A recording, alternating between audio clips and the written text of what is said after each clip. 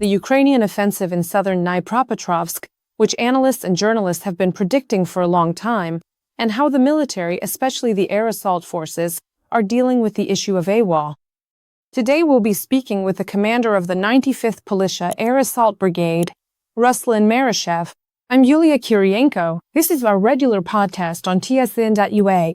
Mr. Ruslan, welcome. Thank you. Welcome too. This is your first video interview. Yes. And in such a hot sector. Well, yes, for the first time. We've already seen reports that there's been significant progress. We've read on Russian social media how they're screaming about this advance having been underway for a while now. Now, tell us more about what happened and how it happened. Well, look, we kept all of this a big secret. So the enemy wouldn't know where we were moving or in which direction we were heading. But the Russian so-called war correspondents were, as you say, spreading panic. Many Russian Federation commanders were deceiving their top leadership, giving false information about their front line and where it actually was. Even when we were already about 20 to 25 kilometers deep into the Russian defense. So to speak, their leadership didn't believe it and issued maps that we were capturing 25 kilometers behind our own lines, even though we were already deep in the enemy's rear. There were even cases where my assault units killed a battalion commander of a Russian regiment, and the regiment commander didn't even realize we were there, and the battalion commander, or rather the regiments, was out checking his positions. And so my assault groups took him out. Well, we only found out afterward that he was a battalion commander. Before that, we didn't know. That actually happened. Who was this battalion commander? A commander of some motorized rifle battalion in some regiment. Well, that's quite a significant catch, relatively speaking, right? Yes, in a way. If we'd realized he was a battalion commander, we probably would have taken him prisoner to, get more information out of him. But unfortunately, we didn't realize it. Nevertheless, with the battalion commander gone, their battalion was also demoralized, and that allowed our units to advance further. Well, the fact that a battalion commander is out checking his own positions really points to some kind of chaos. Yes, that's exactly what it shows, and it probably means they didn't believe this battalion commander's reports about where his front line was. And his superiors probably sent him out to check that front line himself. And how did the operation itself go? Where did it start, and what was the objective? Look, our mission was, as always, very straightforward. It was to break through the enemy's front line, destroy and clear out the infiltrated enemy forces at a certain depth, our defense, and to push forward as much as possible and reach certain lines. The operation began beyond the settlement of Verbov. At that time, a lot of the enemy had already infiltrated in this direction, but we successfully destroyed them, cleared them out, reached our line for transitioning to the offensive, to the attack, so to speak, and began to clear and destroy the enemy, moving forward. That is, we weren't just moving their forward edge of the battle area, which was a deception for the higher leadership, but we were moving, liberating our territory, liberating settlements, and liberating a lot of territory around the settlements. And we pushed forward as much as possible. There was also talk about having to storm our pillboxes, which were once a line of defense, those huge concrete ones, which are quite serious fortifications. It's a pretty difficult process because no matter how many FPVs you send there, no matter how much artillery, it's quite hard to destroy, and only people can do it, clear it out. How was that? Yes, unfortunately, yes. There were a lot of these so-called platoon strongpoints built. There were covered and uncovered ones, and concrete shelters. But we managed that as well. First of all, with the help of aviation, high-precision weapons, but they didn't always, let's say, hit accurately and couldn't, even when they did hit, they couldn't destroy or breach this concrete bunker because it was really well made like that. Well, let's just say. So our guys built them really well then. Well, but the enemy barricaded themselves in there and there's no way to knock them out. We used demolition charges, used smoked the enemy out of there, and then destroyed them. Mainly, it was demolition charges that really helped breach all these so-called strong points. And the people who did the whole job and saw it through to the end. Was that the main problem in this direction or not? In terms of crossing this line? Yes, in the early stages it was the main problem, but we also solved it quickly. We didn't, let's say, go head on at these strong points. We just bypassed them, cut off the enemy's logistics, and moved on. When these strong points were already at a certain depth in our rear, then we took and sent in reconnaissance groups, scouts, more trained, prepared assault groups, who then cleared out all these strong points. I saw, by the way, your guys who are the reconnaissance company of the 95th. They're a separate breed of stormtroopers. Tell us about them. They have a different specialty than all the other air assault troops. Yes, our reconnaissance company. We pay a lot of attention to its training, to the selection of personnel. That is, you could say that the elite of the air assault forces really serves in my reconnaissance company. We spend a lot of time on their training, but it yields certain results. Where the paratroopers can't handle some enemy or some skirmish, we send a reconnaissance company there, and they deal with all the enemy. So it turns out that it's like some kind of air assault special forces, right? Right. And what's special about their training? The thing about their training is that it's, let's say, almost no different from the training of regular paratroopers in a battalion, but it's more intensive and lasts much longer. Because if a paratrooper who completes the basic general course then moves to a military unit, goes through a 14-day adaptation course, and then we either deploy them or not, depending on if we need to rotate someone or advance, then the reconnaissance company can keep training there because it's like my reserve as a commander. So to speak, they can train for another month in the unit or even a month and a half, basically until the moment they're actually needed. So it seems like you're especially protective of them. Or is it, special tasks a special approach? Yes, you could say that they probably have special tasks. They always get them done. There's never any, hesitation among them, just iron discipline. They have a solid company commander who's in the right place and keeps them, let's say, in line. And they're, like the true elite, let's say, of the air assault forces. Is that in every brigade or just in the 95th? That was a task set for every air assault brigade. I would certainly imagine that is the case, yes. In fact, every single air assault brigade out there is equipped with one of those units as standard. Returning to the front line, we've already seen that the Scylla units were the first to speak. We mentioned that this advance was made, but there's a whole grouping of forces operating here. Tell us about how this whole thing was actually planned. At the beginning, when this whole thing was just being planned, as you say, we didn't have that many paratroopers in this grouping. We only had 2 brigades in total. That's the 82nd Separate Air Assault Brigade, the 95th Separate Air Assault Brigade, and, separate battalions of the Scylla Regiment unit. Those are the units that joined this grouping at the INI, at the initial stage. A task was set, and a sector was assigned to the 82nd Brigade, the 95th, and the separate battalions of the Scylla unit. And each of us, let's say, carried out our own task in our own direction, within our own sector. We advanced rapidly, and that includes all the units, the 82nd Brigade, the 95th, and the battalion. If I'm not mistaken, it was the 2nd Assault Battalion in its direction. And in literally about a month's time, we already had a lot of liberated territories, liberated settlements, which we, let's say, didn't publicize at that time. Well, previously there were 11 already at... Yes, previously there were even 12. But regarding the 12, we have a system in the assault forces where until we're certain that a settlement is completely cleared, that we've even pushed past the settlement and liberated the surrounding area, only then do we report that we've liberated it. So, we never report if, say, a couple of assault groups have entered settlement. We never report that a settlement has been cleared or liberated. That is, only when we've completely moved past the settlement and can bring in a unit to secure it. Only then do we make a report, so to speak. Then 2 more units joined you. Yes, after that, the 80th Separate Air Assault Brigade and the 79th Separate Air Assault Brigade joined us. And then later, the 78th Separate Air Assault Brigade joined as well. So now it's quite a large grouping operating on a wide front in this direction. Everyone has specific tasks, designated sectors, a set line to reach, and, which settlements to liberate. And do they tell you in envelopes before the offensive, today we're moving in this direction? No. Or do they explain? No. What the final objective is? They always explain where the start is and what the final objective, the end goal, is.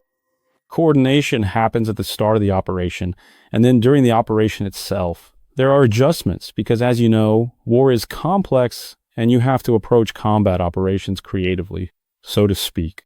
So if one unit is doing better or the enemy is weaker in their sector, while a neighboring brigade can't advance in theirs because the enemy is stronger for some reason, like drone capabilities and so on, then we start performing a flanking maneuver from the neighboring brigade sector to cut them off, break the enemy, and still advance in our direction. So it's always a fluid, day-to-day coordination. The commander gathers us, like once a week, to clarify tasks, refine objectives, and so on. It's good, I suppose, that the paratroopers gathered in such a strike group, a strike force, so to speak, and pushed forward.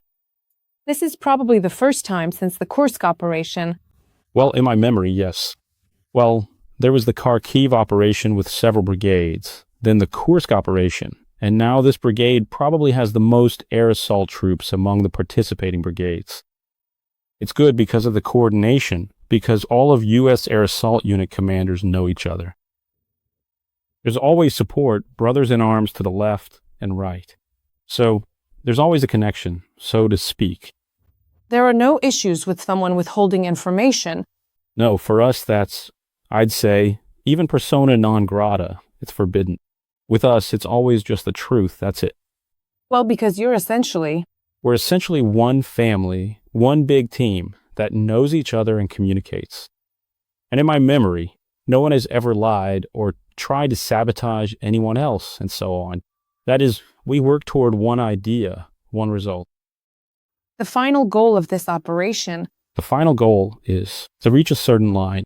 Won't you say which? Not yet. But it will impress us. I think so, yes. By the amount of liberated territory and settlements, yes. How difficult was it overall compared to the Kursk region? There the enemy wasn't prepared, but here they were dug in. But the 95th took part not only in Kursk, but there were also additional lines. How difficult was it here or not? Actually, in the early stages, it wasn't very difficult. Even though the enemy here wasn't just standing, they were attacking. You could say they were carrying out their, certain offensive, operation, which we disrupted. And Yulia Kyriienko. Yes. Well, and on a certain front, let's say all the way to Verbov and beyond. That is, they were trying to advance on such a wide front. And I'll tell you, it was somehow not difficult at the first stage because the enemy probably didn't understand what was happening. That is, they managed to slowly infiltrate and move forward. And when we started this operation, to be honest, I was surprised myself why it was like that. That is, their drone component was just some kind of, was almost non-existent in the early stages. That is, in a few days, we reached their artillery crews. We reached their pilots, whoever they had there. And the pilots, they had to pull back all the pilots they could in time, but most they didn't because we just took them prisoner, killed them, and so on. And we reached a certain line there. Well, I think it was a well-chosen moment, a well-chosen direction, where they didn't think we had any grouping that the armed forces could deploy. They didn't think so, yes. And when they finally realized it, what were their actions? Did they run like in Kharkiv? About a month later. Took that long to sink in? Something like that, yeah. Well, thank God. Well, I think it's not just that it takes so long to sink in. I think it's because of the deception of the top leadership. Because certain commanders of, certain armies, divisions and regiments simply don't report up what's happening because they're afraid they'll be removed from their posts, probably, for their career ladder. But that doesn't interest us anymore, let's say. I know you listen to them, how they report there from time to time. What was the thing that struck you most about their interaction? Well, look, as a rule, their interaction is very weak at a low level or there's none at all. Because there are many cases when they shoot at each other, storm each other. Because when we, let's say, wedged in very rapidly, a certain chaos was created for them, and they didn't understand where we were at all. And they were killing their own assault groups with their FPVs and killing their own pilots. That is, they have no interaction, they only have words. Everything is through bleep, bleep, bleep, bleep, and so on. And you were sitting at the screen watching? Yes, there were some interesting cases. Well, one of the cases was, an assault group was moving, which we wiped out. One guy there was left without legs. He reports, "My legs were blown off. I'm dying." They tell him, "Come on, crawl forward. We must capture it." Well, there was total nonsense, let's say. Regarding the drone component, you said that it's weak for them. It was weak at a certain stage, but after that they ramped it up and it kind of more or less leveled out, let's say, the situation and in a certain direction. For example, in my sector, I couldn't, advance rapidly anymore, but for example, on the left or right, neighboring units could advance. So based on that, we performed a certain maneuver there, bypass, cut them off. They ramped it up in one direction, but not across the entire width of the front where we were conducting offensive operations. So it turns out that the myth about them being super well equipped with drones and super coordinated, that they have Rubicon covering all sectors of the front, it's still a myth. It's all a myth, yeah. Rubicon is, a unit that must be reckoned with, let's say, a drone unit, but it doesn't cover the entire sector of the front. It can work precisely on one specific sector. That's it. And that wasn't your sector at some stage. No. I also heard from some of your commanders from your group that some parts of the operation were carried out without any losses at all. There were such cases, there really were. This was already not even at the beginning, but even after a week, after two. For example, there were tasks to reach a certain line, clear 3, or 4, airborne assault strongpoints in my direction or a settlement. And really, for about a week, we didn't even suffer any losses. We just took prisoners, cleared, occupied well, and moved further. If we take a closer look at the number of losses, we have to ask ourselves, are there actually more fatalities in our specific case, or are there more people who are eventually able to recover? More of those who can recover. There are fewer fatalities. And considering how many losses we inflicted on the enemy, that in certain sectors and in certain directions, it was about 1 probably to 8. So 8 of the enemy. 8 of the enemy and 1 of ours, fatalities. I don't know. 1 is also a lot, but... A lot, but not an offensive. All the books say that to attack, we must outnumber the enemy 3 times. But in reality, we attacked with a smaller group and inflicted greater losses on them. How many losses does the enemy have? Very many. I'll tell you honestly, off the cuff, as I say, but for this whole operation, well, more than 1,000, that's 100%, that's fatalities. And how many were taken prisoner and wounded? Well, roughly, probably my brigade alone inflicted enemy losses of about 3,000 plus. That's 1 brigade. That's 1 brigade. I'm not talking about the whole group. 3,000 people. That's equivalent to 1 brigade. Yeah. So the 95th destroyed 1 enemy brigade. Well, that's 1 full-strength enemy brigade, or several regiments, and a dozen battalions. Plus that 1 guy without legs who made it somewhere. How would you evaluate it compared to the Dobropilya operation? Because your units took part in cutting off those bunny ears at Dobropilya, and there the enemy also, well, they advanced quite quickly and didn't have time to bring up their reserves, and at some stage it wasn't difficult for the paratroopers.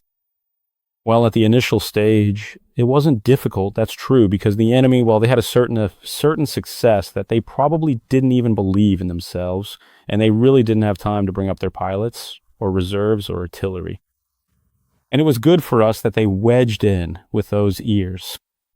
It was a very narrow corridor for us, which we managed to cut off and then clear out.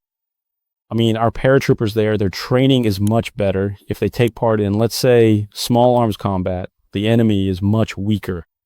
The enemy was left one-on-one with our paratroopers. Plus our paratroopers, with the support of our UAV component and artillery, well, they dealt with them very quickly.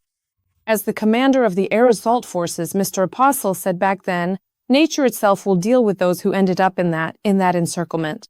Yeah, well, that's how it turned out. Was it the same here? It wasn't the same here because the enemy still supported their troops to some extent. But we managed to create chaos on their front line and in the rear. And so, once we created chaos, They didn't understand what was happening anymore. Then, it was more or less like the Dobrapilya operation, but later on, it became a bit more difficult here. If we look at the number of prisoners, were there more prisoners or were more of them destroyed? More were destroyed. In the Dobrapilya operation, there were more prisoners. Well, I filmed one of the prisoners here. He was an ordinary Russian who was offended by his wife who cheated on him, and he signed a contract with the Russian army, which promised him that he would serve somewhere in the rear. But they threw him all by himself onto the very front line here in the south. There's a guy like that in glasses, if I'm not mistaken. We talked with him for a long time. Then, of course, he started saying that this wasn't his war, and that fighting is terrible in general, and we're on someone else's land. They're on someone else's land. Do they all talk like that? Or is it some rehearsed phrase or phrases, or is it... No, not all of them. There are guys who are all about Russia. You're all Banderites, the junta. And then there are guys like that who tell you on camera that they were tricked, deceived, and so on. So it's like 50-50 here. You can't claim one type dominates or that political officers did well. Well, maybe, maybe not. But how do you generally assess these soldiers, the ones you've taken prisoner? You've surely seen them, I assume. Of course I've seen them. Honestly. Not only have I seen them, we actually take these prisoners to the training grounds for an adaptation course to show our new recruits that the enemy isn't as scary as they're made out to be in stories. And there are really, some guys there that, you can't look at without shedding a tear. And when our new recruits see who they'll have to fight, they realize that it's not actually all that scary. And thanks to our training, they're a head above the enemy.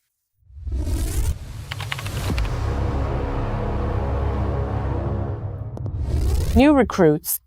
50 people per unit, considering there's a fair distribution of troops.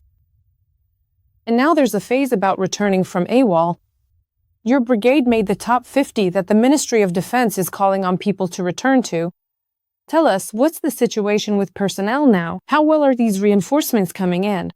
You mean AWOL ones? Well, let's talk about the first phase. How well are the reinforcements, the fair distribution coming in? Regarding the first phase of distribution, basically, they arrive regularly every month from training from various training centers. Plus, we have our own recruiting center operating. Recruiters who also recruit new personnel. Well, there are also regional or city TCCs that are assigned to a specific brigade, where the TCC also works for that specific brigade. Since we're always involved in the hottest sectors, so to speak, in offensive operations or defensive ones, we do have new recruits, and they're not bad. But as always, there aren't enough of them. Why? Because a lot of people come in, unfortunately, or the TCC takes them, let's say with certain illnesses, without checking the health of future service members or their family situation. So to speak, and probably about 15% are weeded out at the very first stage when they start the basic general course. That is, they have certain documents that should get them discharged. They have every legal right. There's a percentage that goes AWOL, and out of roughly 100 future service members, about 70 remain. That's better. So 30% go AWOL? No, 30% are exactly the ones the TCC didn't sort out, who we have to discharge. And a certain number of them go AWOL. Unfortunately, AWOL is such a widespread problem. Let's say in the AFU. We have it too, and we're fighting it, but it's very, very difficult. Very difficult. Let's just say, there are all sorts of motives there.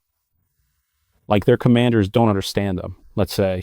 We don't have that here because all the commanders are already communicating with soldiers at every level, on every single level.